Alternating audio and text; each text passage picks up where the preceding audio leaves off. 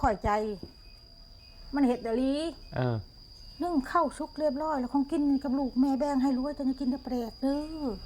มาเพชรก็จะกินแม่แบ่งให้แล้วด้วยตักเต็มถ้วยก็มากินกับลูกอันนี้แม่พ่อน้องเลือกไปจัดประการหาคนและนี่ไหวให้แม่หาคนด้วยเจ้าถ้วยหนึ่งบักใหญ่เต็มแล้วลูกเอ้ยอดกินในปลาดุกช่องโตว่ะมาเถอะบัดไปตักปุ่นมีแต่เอาตอนมายังเลือดตั้งแต่น้ำกับผักคนเราให้ใจคนให้ใจบัดมู่ว่ากินแล่นหัวอักพวกดูถูกคนยังจงจะนำมาให้กินบ่จงจะนำกับผักมากินค่อยๆอ่อนผักคมเด้แกงใส่ปลานะแกงน้ำใสปลาดุกคนซ้ำแคนได้2 โตนะเอากินโตมันยังเหลือแต่หางมันหางหนึ่งเขาเจ็บเขากินบ่จงเลยทีบ่จงข้าวหันเด้อมาข้าวหันทะละช่องโลครึ่งตอนเรามาอยู่น้ำมันนะแม่นพอดีเราอยู่หันทิศหนึ่งหันกะมือหนึ่งหันมือเช้ากะ2 โลครึ่ง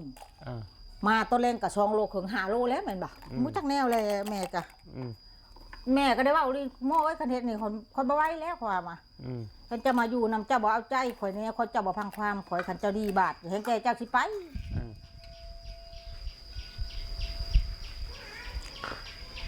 พี่น้อยเนาะเปิดคลิปมาตอนเช้าเด้อพี่น้อยเนาะจังได๋ก็กับสบายดีพ่อแม่พี่น้องเบิดสู่คนกันแล้วกันนะพี่น้องเนาะ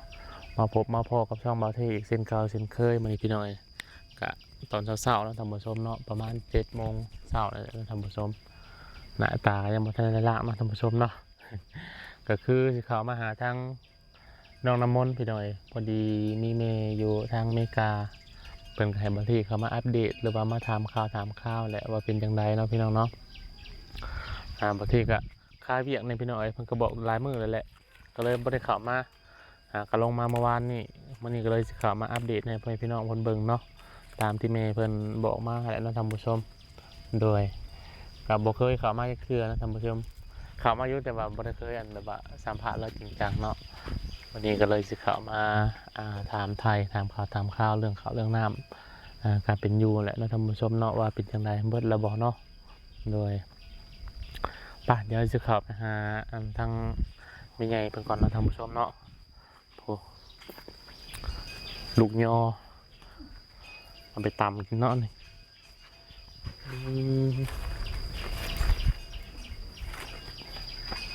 คนแหละ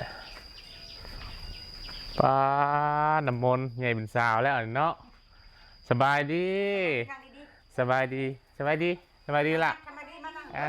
มานั่งพี่ก็เห็นเนาะพอเห็นแต่เฮิงเนาะใหญ่แล้วเกี่ยงกล้วยแท้นี่บอกโชว์ภูมิเขาคือการเล่นน้ำมนต์กันแบบนี้นั่งของห้อยเนี่ยหัวหยุ่งหัวยองหากระตือนอนบ่ตื่นนอนแต่เช้าออกไปแล้วบ่นี่แหละพากันกินข้าวกินน้ำแล้วกินข้าวกันยังวันนี้โอ้ยต้มมันนั่นปลาทูปลาทูนั่นปลาทูให้ร้านอาหารทะเลดีได้กินอาหารทะเลโอ้ยกินปลาเพิ่งจะพ่อเท่านึงนี่พ่อเท่านึงนี่ไม่มีพ่อเสือยังไงพวกนี้กันใหญ่เลยเนาะใหญ่แล้วเจ็ดปีแล้วพวกนี้5 ปีปลายพวกนี้นี่ก็มัน3-4 ปีแล้วบ่3 ปีปลายบ่บ่ฮู้แล้วเนาะบ่เห็นปีอันใบละเกิดมันพวกนี้คือนางโม่ดิพวกนี้เบ้ามันเคยบ่ได้มาบ่อย่าเบ้าบ่เห็นเพิ่นได้บ่เห็นติอันมาแต่สุดนั่นแล้วมื้อนั้นก็เป็นบาทหันมามื้อนั้นก็เพิ่นจะไปทั้งให้ทั้งห้องนะค่อยว่าสิพาไปเลยมันยังบ่ดีเพราะว่าบาทน่ะมันเยอะอยู่นะประเทศเนาะมันเพิ่นยังเพิ่นไปตัดเองโลเป็นระยะใช่มั้ยเพราะว่ามันเป็นบาทสงบจะเห็นบ่เอาไว้เด้อฮะมื้อนั้นให้ห้องจะไปสิได้รถก็มันเพราะว่ามันเป็นน้ำอันนั้นได้ค่อยเป็นน้ำเจ้าเองลูกเอ้ยเพราะว่าค่อยก็ยังให้เจ้าดีตีนนะประเทศมันงัดสงบเอ้ยคนบ่กล้าแบบมันแบบลึกแห้งอะไรได้เจ้าเห็นบ่เห็นเขาเห็นคนหนาวยังลุกกล้วยอยู่ตัดเองแล้วว่าทำไมเป็นตาย่านก่อนนะ ก็ย่านมันงางอยู่เนาะออกแล้วบ่เดี๋ยวนี้นะจะเห็นแล้วบ่ตอนเพิ่นตัดใหม่นะเพิ่นตัดเองเด้ออกหมดบ่ออกเบิดนั่นแหละอัน15เส้นได้15เข็มนะ15เข็มเพิ่นว่าน่าสิยังอยู่เด้เพราะว่าเพิ่นว่าบ่ได้นับเพิ่นว่าเอาออกเพิ่นว่าหันเสียงค่านะหั่นก็ว่าสิยังนี่มันเสือกเอ็นนั่นพี่คนนะเสือกเอ็นแล้วมันหักมันเจ็บแล้วมันเป็นน้องออกมันคันมันวะคันแล้วออกชื่อยังไงนะน้องฮัทน้องฮัทนี่มันของเพียนบ่ฮัทเอ้ยจะเอาน้ำมาสู่บ่าไว้น้ำกินไปน้ำเด้อไปยังมันของเพียนบ่นี่ยังบุกเงินนะเอาเงินมาใส่ดิบ่เถื่อเงินกะอูเฮียนกะมันใกล้แน่ใกล้เมืองหาบ่มีคนชงแน่เพื่อเที่ยวไปเที่ยวมาเนาะเงินค่ำกับบ่มีพอเท่ากับเช่นอยู่แล้วก็ดิน้ำยังก็เอาเราไปเรียนรถเก่าแล้วพอเท่านะแล่รถก็มือได้มือบ่ได้กะ20,000 ปีมือได้ก็5-60เพราะนั้นพอได้ซื้อของกินให้ล้านได้ค่ะทำอะไรค่าน้ำมันกับบ่พอเนาะซื้อน้ำมันแสนปลายเนาะซื้อแสนปลายจังกระแพงเนาะกับบ่ชมค่าให้ได้ไปโดยยันว่ามือโชคจะได้หั่นนะบ่ได้ของกินมาให้ล้านมื้อนั้นกับซื้อข้าวเทื่อละโล2โลบ่มีข้าวเด้หมดแล้วข้าวนะว้าบ่เถิงแล้วบ่เถิงแล้วบ่ซื้อข้าวเทื่อละ2โลโอ้เทื่อละ3โลไปเมื่อวานนี่ได้ข้าว3โลหั่นน่ะได้ซื้อของกินแน่ซื้อปลาทูหั่นก็4-50โดยมาพอได้ปิ้งให้ร้านนะได้กระยากโดยเสียนได้ฉันบ่ว่าแต่ร้านเนาะไม่เฒ่าพอเฒ่าก็จะกินนะแม่นแล้วเฮ็ดได้ฉันเขาจังโลทะเลเด่นเนาะจ้าจังว่าซื้อมานั่นอยู่บ้านพลศรีน่ะ7เซน5ขึ้นได้ครับเพลงเลยโล15,000คันนี้แล้วข้าวเจ้าโล20มามื้อนั้นกับมื้อกันนางหล่าซื้อข้าวมาให้นั่นก็บ่นั่นดอก30โลโอ้ข้าว30โลก็บ่ได้มื้อว่าสิหมดเดือนก็บ่ได้หมดดอกว่าพื้นว่าแม่เพิ่นมานี่อย่าปากมานั่งพี่ลุกนี่นั่งไว้นั่งว่าขยันได้ขนมนะพอมือได้โอ้ยเพิ่นเอาให้ผู้นั้นเห็นผู้นี้เห็นแล้วเอาให้แล้วเอานางงามๆเด้อขยันได้ขนมเด้อสาวขนมได้จักหน่อยเด้อแล้วก็เพิ่นเอาให้แล้วก็เพิ่นก็มาแล้วก็เฮ็ดหยังกับพ่นย่างก็ย่างโมเอ้ยขอเจ้าคานไปเจ้าเนี่ยนั่นร้ายแม่ว่านะโอ้ยจักว่าบ่ได้ไปจังของกินแม่กินว่าตัวหน้าเพิ่นเด้อนี่เด้อเนี่ยทิชานับได้มาเทไว้ว่าจะซื้อแม่เฒ่านี่บ่ให้ฮะปุ๊กข่อยใจมันเฮ็ดดะลีนึ่งข้าวสุกเรียบร้อยแล้วของกินกับลูกแม่แบ่งให้รู้ว่าจะกินแต่แปลกเด้อมาเพชรก็จะกินแม่แบ่งให้แล้วโดยตักเต็มถ้วยก็มากินกับลูกอันนี้แม่พ่อน้องเลือกไปจัดประการ5 คนและอันนี้ไว้ให้แม่5 คนโดยเจ้าถ้วยนึงบักใหญ่เต็มแล้วลูกเอ้ยอดกินในปลาดุกช่องโตว่ะมาเสบบัดไปตักพุ่นมีแต่เอาตอนมายังเลือดตั้งแต่น้ำกับผักคนเราให้ใจคนให้ใจบัดมู่ว่ากินแล่นหัวอักโคดูถูกคนยังจงกระนำมาให้กินบ่จงกระนำกับผักมากินค่อยๆอ่อนคมเด้แกงใส่ปลานะแกงน้ำใส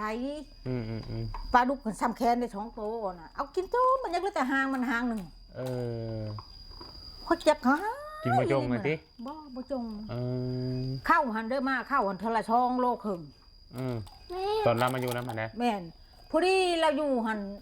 ทิศหนึ่งหันกะมือหนึ่งหันมือเช้ากะช่องโลครึ่งมาตัวเล่นกะช่องโลครึ่ง5 โลแล้วแม่นบ่ขัน3 มือก็เท่าได้แล้วมันกะ5-6 มื้อก็10 ไปโลแล้วบ่ได้เองว่ะโดยมุจักแนวเลยแม่กะแม่ก็ได้ว่าดิโม่ไว้คันเฮ็ดนี่คนบ่ไหวแล้วความอ่ะคันจะมาอยู่นำเจ้าบ่เอาใจข่อยเนี่ยคนเจ้าบ่พังความข่อยคันเจ้าดีบาทเห็นแก่เจ้าสิไป อันนี้ช่างบ่มีหยังกับแม่พ่อชื่อมาให้ของกินของอยากชื่อยามาใส่บาตรชื่อยามาล้างบาตรโดยให้มันดีบัดดีแล้วเจ้าได้เฮ็ดให้แม่น่ะนี่ลูกจะได้ผู้น้อยๆแล้วเขาจะกินหยังก็จะกินหมดแล้วก็แม่ว่าในนี้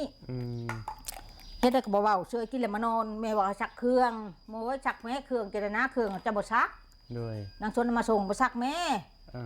บอกแล้วก็ซื่อๆแม่ก็ยังให้มื้อนั้นก็มากแท้ฉันจะได้ไปซักเขาว่าอยู่น้ำข่อยนี่หั่นแม่นอยู่ข่อยขี้ไล่ใช่จริงอยู่เฮาเขาบ่มักแนวนี้ให้พังความคนนี้ใหญ่แล้วก็ไม่ทาเว้าอีหลีนี่ฮะโดยเกี่ยงไผเกี่ยงเจ้างามไผก็งามเจ้าแม่นขี้ไล่ก็ตามเขาว่าคันมันเกี่ยงมันกว้างมันบ่แม่นฮึเป็นขาวโดยเรื่องลูกเรื่องเต้านี่คันเจ้าจะอีต้นสงสารเจ้าสักดังสักเครื่องให้กับสาธุจะบ่สักก็ชุดแล้วลูกเจ้าข่อยมื้อจักกินแตงกินให้เจ้าแน่มื้อจักอยู่ล้างบาทให้จะบาทก็แม่เท่าล้างให้ไปเอาบ้านหันมาทุบๆแล้วมาต้มน้ำยาให้กินอีกโดยให้ข่อยทำได้ข่อยก็เมื่อยได้บ่เท่เอ้ยเจ้าอยู่ได้เลยอยู่บ่ได้จะไปชั่วโมงเอ้ยขวานี่แหละคันเจ้าขึ้นฮอดรถอะไรก็ไปมื้อนั้นบ่ไผสิเอารถมาให้เพิ่นมื้อนั้นน่ะก็เพิ่นเอาเองเห็นเพิ่นโจทย์หั่นว่าบ่เท่ลากรถให้แน่บ่ลากบ่ได้แล้วว่ารถคันเร่งใจมันเอาเองแล้วก็ขอเงินนำข่อยเลยบ่มีเงินมื้อนี้ข่อยเอาเงินให้แสนนึงข่อยก็อยู่ไว้ซื้อกันยาที่นี่เป็นไข้แน่นะเลยแม่ให้แน่ยานี่ยาสูบก็หมดกินมีไปซื้อมีมากกว่ามีเงินบ่มีอยู่มีเจ้าขอเจ้าไว้ซื้อยาในเด้อขอเจ้าบ่ซื้อก็ยามีกินยังกินไปนี่ลูกเอ้ยนี่ชิ้นหมูนี่เขาปิ้งให้แล้วนี่ปิ้งชำได้กินหมดชำนั่นโดยค่อยบ่ไหวเด้อค่อยว่าสุดแล้วขอยาแล้วกินแบบบ่เบิ่งลูกจ้องให้พ่อแห้งแล้วค่อยน่ะแบบบ่จงไว้ให้หมู่ติเฮาลงให้ใจยังเว้าอยู่บ่ให้กันเจ้ายังให้ใจคิดแล้วค่อยน่ะมันนี่พอเฒ่ากับบางทีกับเพิ่นบ่ได้กินข้าวเพิ่นมากินข้าวยังแม่มึงบ่มีแล้วแต่ผู้บ่มีแล้วแต่พ่อเอ้ยบ่มีก็แม่นความแล้วเราไปหากินเนาะมาเอาแตงเป็นลูกเป็นเมียก็แตงชูลูกชูเต้ากินบ่ได้มันกินหรอกมันบ่จงเฮาติบัดนี้เขาก็ยังให้แล้วไปชะโมยเขาเมื่อยเอาเจ้าแล้วยาแล้วเป็นให้ดีเจ้าก็ยาเจ้าทุเรศแต่เจ้าค่อยเบิ่งลูกจักพอแห้งเลยนี่คันว่าลูกเจ้านี่คันจุบไปเจ้านี่จักมันสิเป็นเหยื่อทางใดทางยาบ่ฮู้ค่อยหันบ่เท่านั้นขอชาในใจค่อยอยู่สว่างใจคนนี้เขาบ่อยากยังอีกขอว่าค่อยเท่าแล้วเจ้ายังมาให้ค่อยซื้ออันนี้แล้ว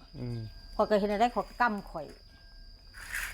เป็นแม่เจ้ากับคำว่าพื้นดีแล้วคือแม่มันดีแล้วโมจะดีเลยว่าทานไปขายให้แม่เนี่ยเบิ้งบาทยังมาอยู่แม่ได้ยินเพิ่นว่าอยู่ว่าคันก็เอาได้แหละเขาบ่เพิ่นก็ว่าอยู่นางโมเขาบ่ได้ว่าเอาน่ะเขาเฮ็ดจริงเมื่อวานนี่ก็ไปแก้ทานให้แม่เพิ่นว่าเบิ้งบาทนี่พามีคันแนวนี้คันยังจักดีบ่ดีนี่ก็ใส่ไปขวัดทานหาอันไปหายทานอันไปอันนี้ขายทานให้เราอยู่ในเมืองก็ไปขอคันจะบ่เจ็บก็ไปขอเนาะหากคันแลมว่าเจ้าหันมันเบิ่งบาดเจ้าขอมันอนามัยล้างแช่ขอว่าอาบน้ำอาบในแน่คันเจ้าไปเก็บตอนเช้าหันกลางคืนจะบ่ไปแล้วจะอนามัยเฮือนเจ้านั้นเฮือนเจ้าค่อยเข้าบ่ได้แล้วก็เห็นอย่างนี้เต็มอยู่เนาะกูไปกวดเพิ่นแน่บ่เอายันว่าสิไปกวดบ่ค่อยบ่ค่อยสิได้แฮงค่อยนั่งพักผ่อนบ่ไว้มันบ่ได้เงินมันบ่ได้เอาเงินเดือนนะข่อยแต่ขณะมันเอาเงินเดือนเขาบ่เฮ็ดบ่เท่เอ้ยปล่อยตามแลแต่เพิ่นติกินแล้วค่อยเมื่อยแล้วเจ้าก็เมื่อยอยู่บ่เพิ่นอันบ้านเพิ่นสินะขอไปโดนเล่นนี่แต่ค่าพุ่นนี่ค่อยมันยากแน่พอใหญ่แล้วก็เล่นรถเล่นอย่างดีเราก็บางทีก็มาเราก็เป็นไข้เราก็ยังคือไปหาเงินหาค้ำเราก็เป็นไข้แล้วก็บ่อยู่แล้วก็ดิคืออีต้นล้านนี่แล้วเพิ่นบ่อยากเอาไปน้ำบ่อน้ำมนต์นางโมผมเป็นอ้อยเอาบ่อยากเอาไปก็มันบ่ดันนี่มันบ่ติดเลยดิมันติดเจ้าแหละเนาะคันเห็นมันแม่มันอยู่คือกันกับบ่เทอยู่นี่ก็มันก็เว้าอยู่หั่นบ่แล้วหันมันไปแล้วไปก็เด้อมนไปโดดมันบอกว่าโมเอ้ยบ้าแล้วเจ้าน่ะไปบวงมันบอกบ้าปวงไปน้ำนางโมนี่จังสิเป็นได้เนาะบ่เกี้ยงเท่านี้ดอกเท่เอ้ยคือที่เห็นผ่านมาแล้วเนาะบ่เกี้ยงแม่ได้กันนั่นด้วยม่วนอยู่นะเป็นไงฮะ อยู่ไผชะมวนจ้ะอยู่ในแม่เจ้าบ่ บอกแม่นอน อะไรอย่างก็ แม่โมหันไปใช้แม่โมหันตายแล้วตายใช้ โมตายแล้วแม่โมนะ แต่ ตายแล้ว เป็นยังตายเป็นยังตายนะ ว่า มันเอาเองได้เลย บอก โอ้ยมัน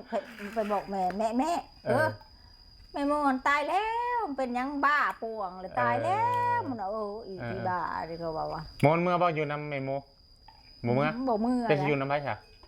อยู่น้ำไผ่เลย อยู่น้ำแม่นี่ อยู่น้ำแม่ไงบ่ โดยใช่เลยป่ะโดย กินแล้วว่าขนมมันนี่นะ เสีย กินแล้วกันกินแล้วบ่หายได้ใช่เด้อเออ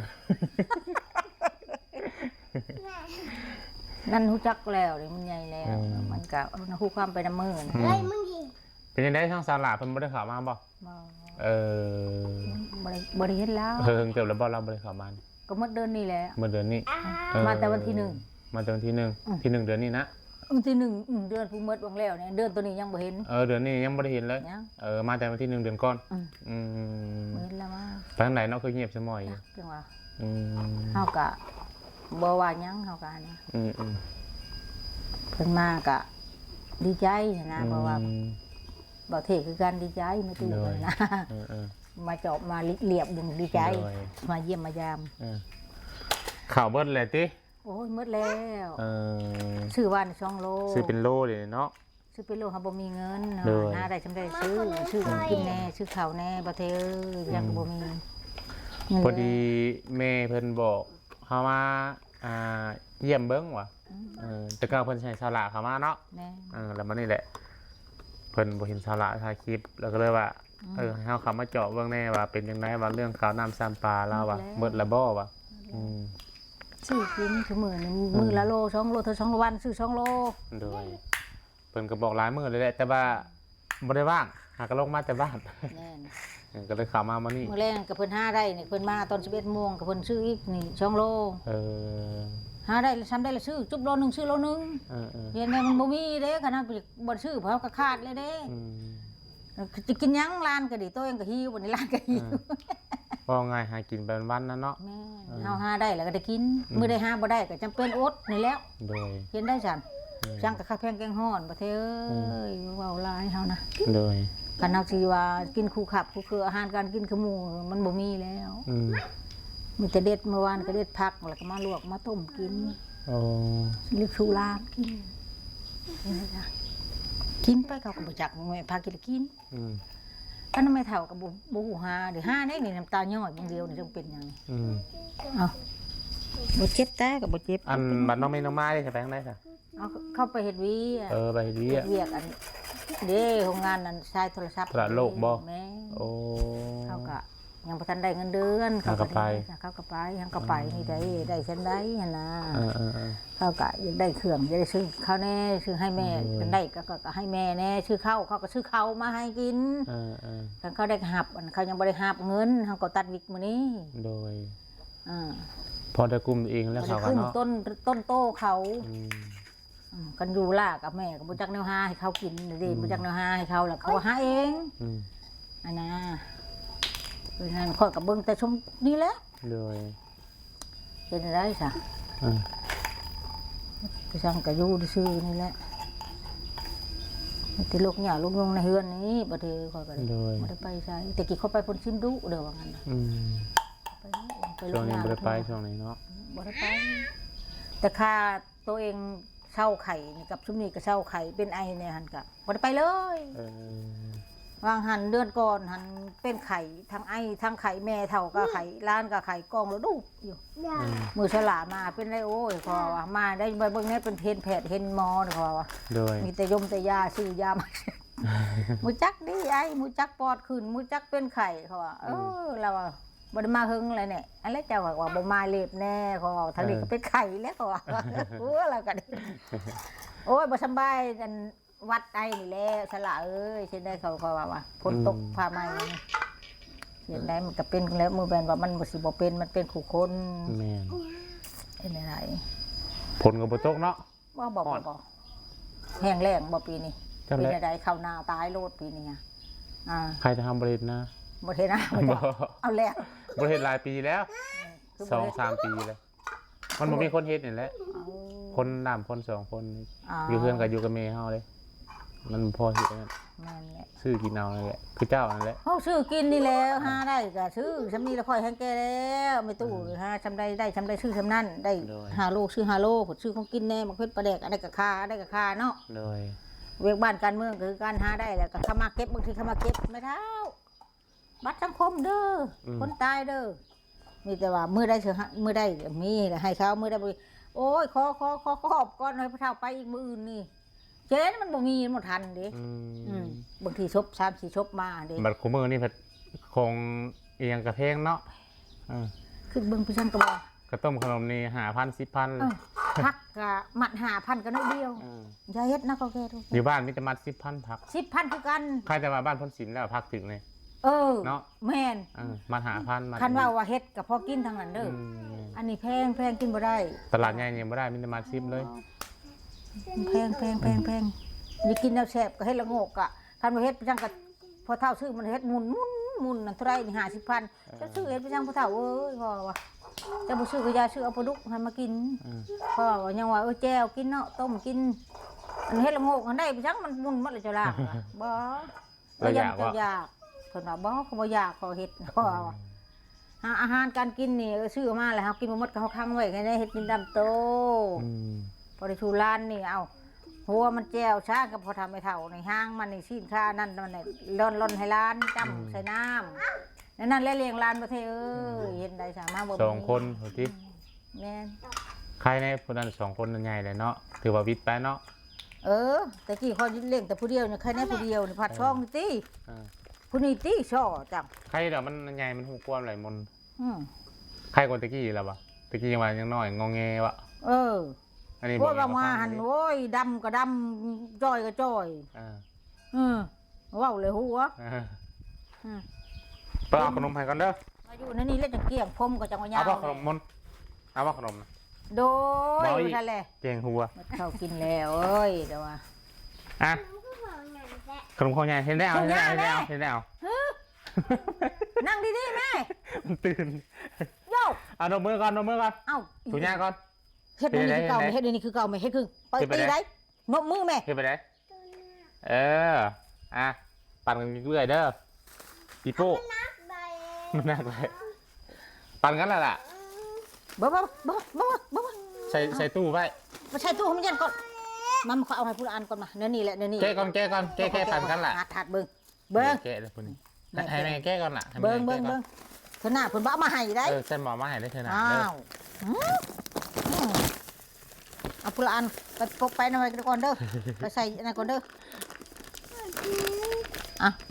พูดร้านมานี่เอาไว้มันนี่แล้วกินอีกเด้อพอเอา2อันพอเด้อไปมันไป พูด2อันมานี่ ไปมันเอาไปใส่ตู้เย็นแล้วเด้องานดีทางนี้หัดเป็นคนจบเลยนะหัดได้จบก่อยมนนะ เอาไว้เซ่ไว้ให้มันเย็นยังกินมานี่ มันจังกินแซ่บไปใส่ตู้เย็นเด้อ เอากระสิประมาณนี่แหละเด้อ โดย เดี๋ยวสิบอกแม่เพิ่นเพราะว่าอันเวลาคันว่าขับไปแล้วโทรมาบอกเลยเด้อเพิ่น โดยมืดอลีเขาว่าตำชื่อใส่ทางดำฮะมันมีเขาดีทั้งประเทศคอยว่าพวกอ้ำจังเบิ่ง โดย เพิ่นซื้อมาเท่าละ2โลเท่าละโล2โลกว่าอย่าบ่เข้านี่คนนี้มืดอลีได้คนนี้บ่มีเข้าได้ ต้องเป็นอะไรเนาะเลี้ยงหลาน2 ตาม คน ชื่อ ฮัสดีบ่น้ำมนต์ มันไม่โยก ฮะหัวใหญ่ นี่ซื้อมาเมื่อวานนี่หั่น3โลซื้อมามื้อซื่อนี่2โลนี่มาเมื่อคืนนี้นี่เบอร์ตัวนี้มันสิได้จังมื้อเท่านี้เนาะ สิมามื้อแรงก็ได้ซ้ำคันเพิ่นบ่ซื้อ แบ่งกันกินบ่กินแล้วจ้ะน่ะกินแล้ว คันอันเพิ่นบ่ได้แล้วก็บ่ได้ซื้อแล้วก็กินอันนี้แล้วคันเพิ่นได้แล้วก็ซื้อมาเพิ่ม2โลก็ยังไงแน่ โฮมไว้ติบ่ป้าให้มันเบิดไว้ซั่นๆเนาะ บ่มีแล้วก็แล้วอยู่ไปกิน ป้าแบ่งให้บ่นี่ฮะก็ใจดีใช่ปะก็ใจดีแท้ ไปมดเข้าเลยมื้อกินมื้อ บ่ได้ปกอ้ำดอกเฮาก็บ่ตามชื่อดอกมาตู้ก็คันว่ามันมีก็ว่ามีเนาะมันบ่มีแล้วเฮาก็บ่มีเฮาก็อดกินหั่นนะ โดย เป็นได้ให้เฮาบ่มีเงินให้จะไปใช้ก็ไปบ่ได้บ่เท้ออยากลูกอยากหลาน ขมือนี้เงินคำให้หายากเนาะบ่คือเก่าเลย บ่คือเก่าเฮ็ดอะไรฉันเฮารู้จักแนวหาแล้วก็นั่งอยู่นี่แหละ โดย ไปก็อยากได้แล้วอย่าเฮือแห้งอยากได้เฮือแห้งแล้วคันไปหาเงินก็อยากไปแล้วมันคันไปได้เอาไปบ่ได้ฉันนี่นะ นี่แต่อยู่เพื่อนเลี้ยงลูกเลี้ยงหลานใช่แล้ว เลี้ยงลูกก็นี่แล้วกันหมู่มาหันมานี่มาเก็บมันเก็บนี่ก็ได้มือได้มีก็ให้หมู่มือได้บ่มีก็ติดหนี่เขาไว้ได้ฉันบางทีลูกหลานเพิ่นไข้ดิบ่สบายเพิ่นแห่ไปซื้อยงซื้อยาให้หลาน โดย กินได้ทางบ่มีก็มือเด้อ อันนี้มันขึ้นกับบ้านดงนาคำเนาะ แม่น 12 ขึ้นกับหลัก12ดงนาคำ 12นี่นะ แม่นเลย โดยเอาโอเคสบายดีเด้อสิครับก่อนบัดนี้เด้อ สบายดี FC เพิ่นแน่ นางมนต์มาสบายดีนางมนต์นะ ไว้สบายดีไว้ส มา บาย นั่ง ดี เป็น แม่ บอล ไว้ นั่งเป็นที สบายดี สบายดี มือ เดี๋ยว งาม ก็ มืองาม นั่งดีๆเอาสบายดี สบายดี สบายดีเลยนะ เหนื่อย